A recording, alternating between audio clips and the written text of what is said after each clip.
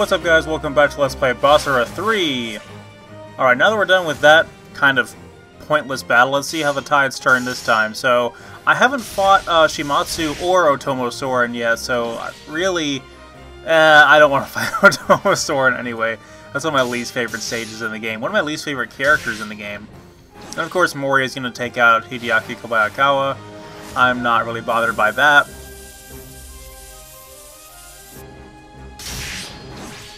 Huh, what do you know, Yoshiaki Mogami actually won a fight. But it's okay, we'll show off that other guy at the beginning of Masamune's campaign. Speaking of Masamune, what the hell, bro? What was that all about? Should you attempt to act So I guess we won't be seeing him during Magoichi's campaign. You right where you stand. You don't find us trustworthy? Is that it? I merely state that I will not tolerate betrayal. Be wary, woman, for I watch your every move. It matters not if you lack faith in us as individuals. Instead, why not put your faith into our strength as an army? I didn't feel the need to state the obvious. What other reason would I have to forge a pact with the likes of you? However, you need to put your faith into my decisions. So again, I really don't feel like the way that Mitsunari commands her is really all that endearing, and it really wouldn't keep her around for very long, frankly. So we can go up against the two naval warriors. We can fight Mori or Motochika here. Obviously, I'm going to fight Motochika because we can gain him as an ally, We are off to see and Motochika. I like that for Magoichi. Lead the way. Motochika, I'm sorry. If you're asking me to assist in this, I refuse. Even if it means the end of our arrangement. They have offered an alliance with us. Otherwise, I would have no interest in them.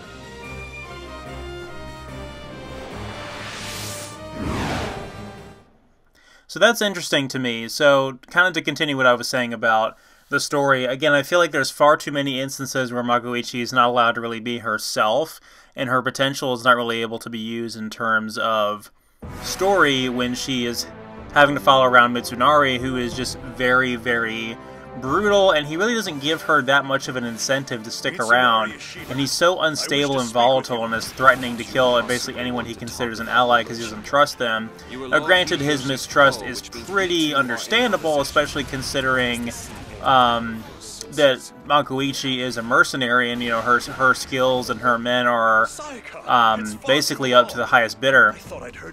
But even still, it doesn't seem like it just hinders her as a character, in my opinion. But I wanted to show off her route allied with Mitsunari nonetheless. So we finally got to demonstrate her super art there, which is the rocket launcher. So of course we have an armored vehicle here. So what better opportunity than to bring out some heavy weapons for it?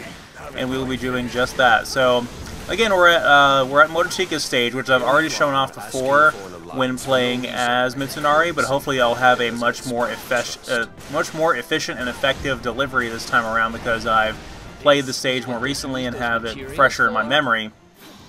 So all the routing will be a little bit better. For instance, the walking turtle tank boat thing here, the Rising Sun, will be much easier to take out with that rocket launcher. Not to mention we did a ton of damage to its weak point in the back with the propeller using our shotgun. Our shotgun is very effective at damaging that. But yeah, so I went after Motochika instead of Mori here because I figured Mori's only real plot point was there during the previous fight with Amago.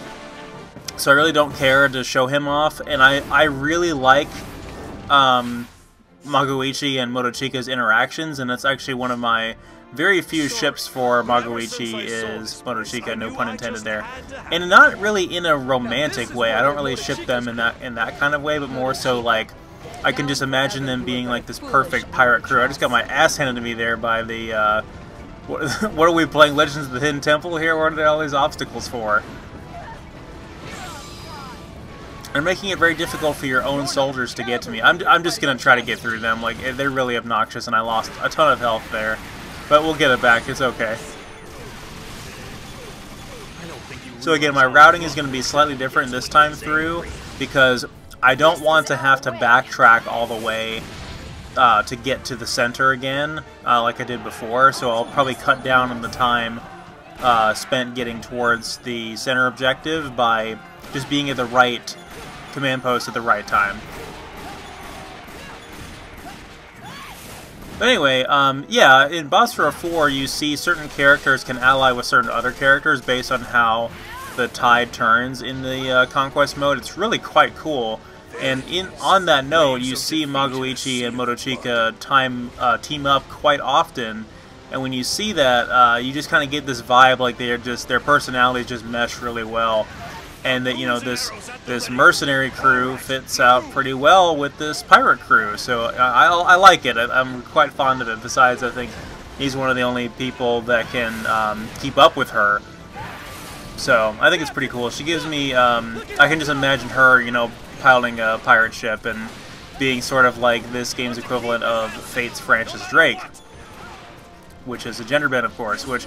to talk about that for a little bit, Francis Drake is going to be playable in the new Fate Extella Link that comes out in June. I will definitely be doing a Let's Play of that as soon as the Japanese version comes out. And Francis Drake is playable in that. And Francis Drake, for those of you who don't know, is one of the only gender bends in Fate that I really like in terms of how they've pulled off that twist with the character, because Francis Drake in history was male, and Francis Drake in Fate Extra is female, but it works out because, you know, the name is not really gendered, and then the way that she's sort of this plucky, sassy pirate with her tits hanging out, it works. It really does work for her character, and you'll see what I mean when we get there. So that kind of reminds me of Magoichi a little bit when she pairs up with Motochika. So also, I was going to use the rocket launcher on this previous command post there, but I got hit while it was being deployed, so it has a very long deployment animation, as you can see there. There's also a brief moment there where she acquires targets with it. It's like a cluster of missiles. It's pretty ridiculous and obviously impossible, but we're not even going to go into that because I've already discussed that enough at length. Why her weapons are impossible, but it's just so darn cool, and really I only use it against single large targets like I would use a rocket launcher in any other game, although obviously I know that the damage levels and weapon balancing don't really apply in that way in this game. I'm just kind of using it to vary the combat sandbox. And now we have every move for Magoichi unlocked. And now is when it gets good. Trust me on this. Magoichi's gameplay sandbox, even though it plays absolutely nothing like any of the other warriors in the series. Whoops! I picked a bad place to sit still and take aim. Even though it's nothing like those other characters, it just plays fantastic. You just kind of have to get the hang of it because it's so different. And again, even playing as Lady Nohime in Basra 1 did not prepare me for how radically different Magoichi was going to play. I could never understand the burdens I must carry.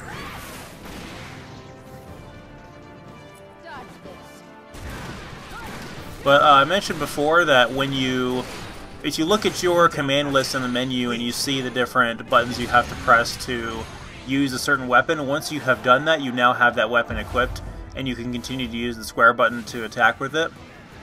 So this is true with the pistol, the shotgun, and the machine gun.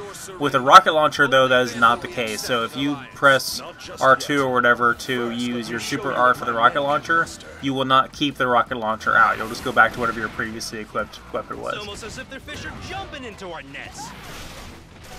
But she still uses the rocket launcher for that ground pound attack, and she obviously uses it during her Basra attack as well. Alright, so hopefully if I did the routing correctly here, I should be able to get into the center much easily.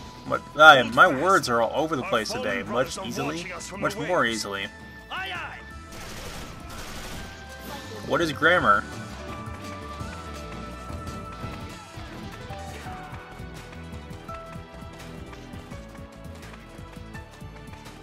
So, quick little update on some things.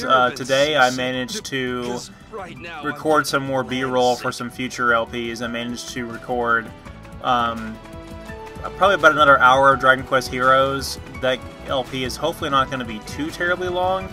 I'm imagining it's going to be close to as long as this one. I'm hoping not any longer, if I can control that. I know I can probably control that and edit a lot of stuff out. Because this is going to be between 38 and 40 videos long when it's all said and done.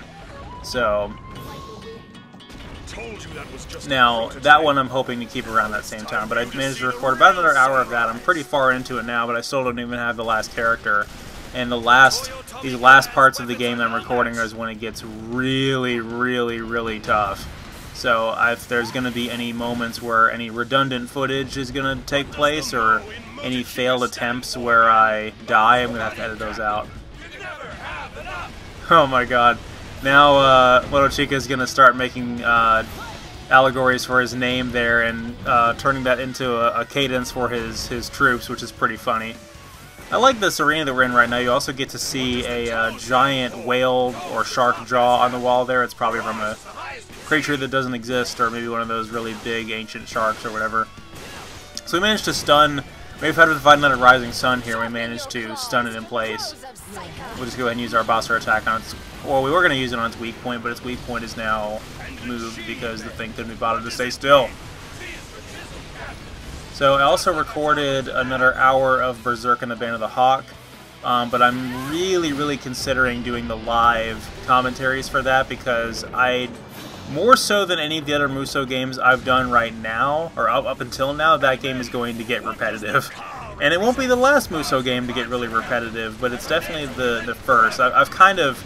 I don't know if I've done this just by coincidence or by accident, but it seems like I've done the best Musou games first, which is kind of a shame. So that's why I'm kind of hoping to do some other ones before I move on to Basra 4, because Basra 4 is going to be such a treat after playing some of those more monotonous ones, even though I'm looking forward to it. You know, I wouldn't play a game I didn't like, and obviously I'm looking forward to talking about Berserk.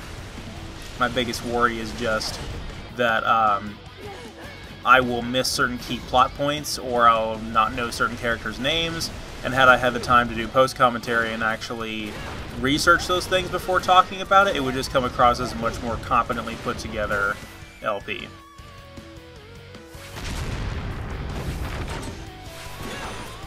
Alright, Motochika, it's time to come out and play.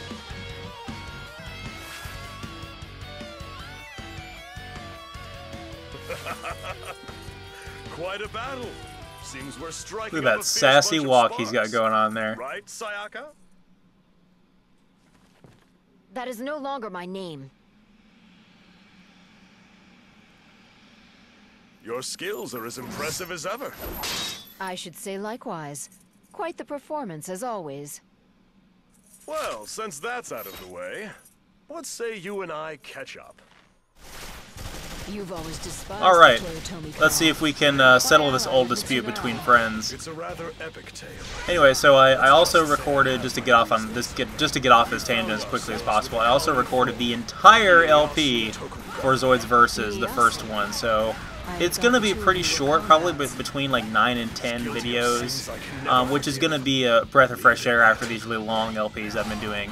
But I don't want to start uploading that because I don't want these LPs to last any longer than they have to, so I'm going to stick to doing the commentaries for these until I'm ready to do Zoids Versus 1, and then I'll just be able to knock that out. So I probably won't start uploading that until I have finished one of these two that I'm working on right now. I'm also almost through test playing Gundam Federation vs. Zeon. That's actually going quite well, so that's probably going to be recorded very shortly after Zoids Versus as well. So we lost a crap ton of health there, but I think we should be able to defeat Motochika with this Basra attack. Yeah, there we go. Okay, that was pretty close. I could have probably backed off and gotten more health, but I think that worked out pretty well. It's pretty quick overall. Her Basra attack does have a lot of lasting power to it, similar to Keiji's, or even Ieyasu's to an extent. It continues to deal damage over a long period of time.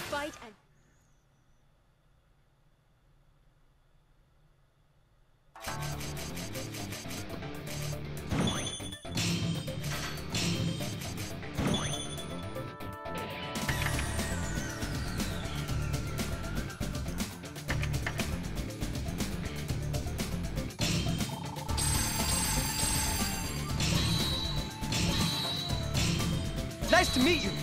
Welcome aboard.